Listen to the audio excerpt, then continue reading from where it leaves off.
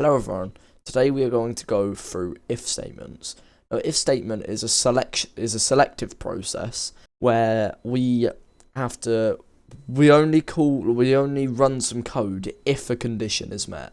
So if the way this is written is if condition in Python anyway, this is how we write it. So if condition, then colon, and we've got the code here. Code is, we're not only going to go into if else too much today. You know what, actually, I'll talk about if else as well. Now, we can also add in an else here, an else, and then code is here. And there is a third thing we can do, is before the else, we could also say else if. I think we can say elif as well. Elif condition, code is here. Now, this is kind of a structure for an if, elif, else, if statement. That sounds quite confusing, but trust me, we'll get through it. Now, let's create a variable called number, okay? And we're going to make this equal to input, enter a number. Now, what we can actually do is, this is kind of following on from the data type video, where we've got this input, enter a number, because we only want it to be a number and not a string. Anything we input will be a string. We can actually add int on the front of this, and then wrap this input around with brackets. This looks kind of weird because we've got two brackets next to each other. Don't worry about that. This is perfectly allowable in programming.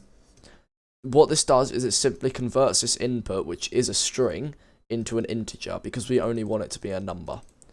Okay, now we've done that, we can say if number is equal to, let's say if the number is equal to 5, colon.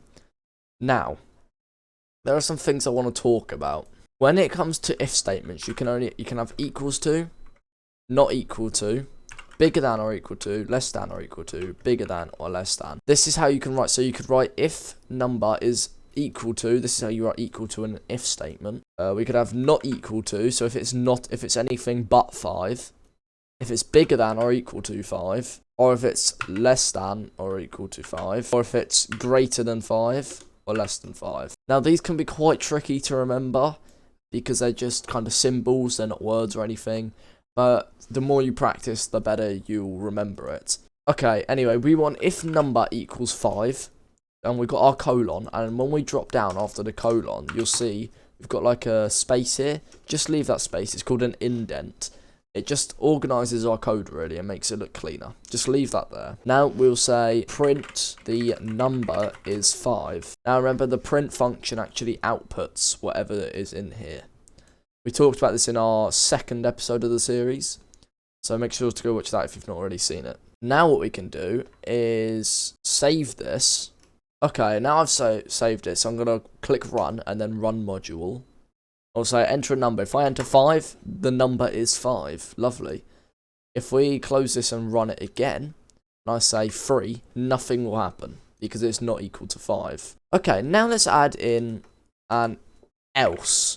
And in this else, we're going to print the number is not equal to 5. Like this. Save that, click run, and run again.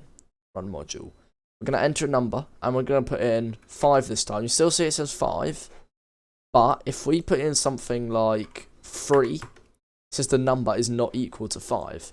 This can be quite useful for many things in programming.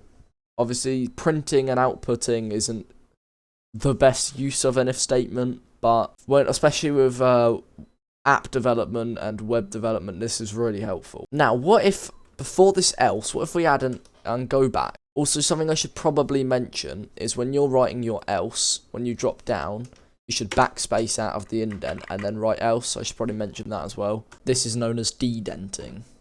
Okay, now let's backspace after the first print and write elif. And this time we're going to say number is equal to 4. Then colon. Actually, let's not do equal to. Let's say bigger than 4. No, bigger than. Yeah, let's say bigger than 5. Print the number is larger than 5. And now we're going to change this bottom print statement.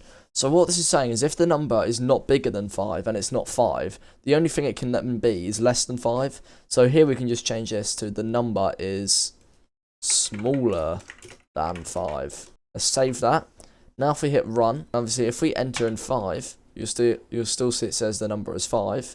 If we enter in 4, the number is smaller than 5, and we can type anything. Let's say 100 and not 100. Let's just say 100,000. The number is larger than 5.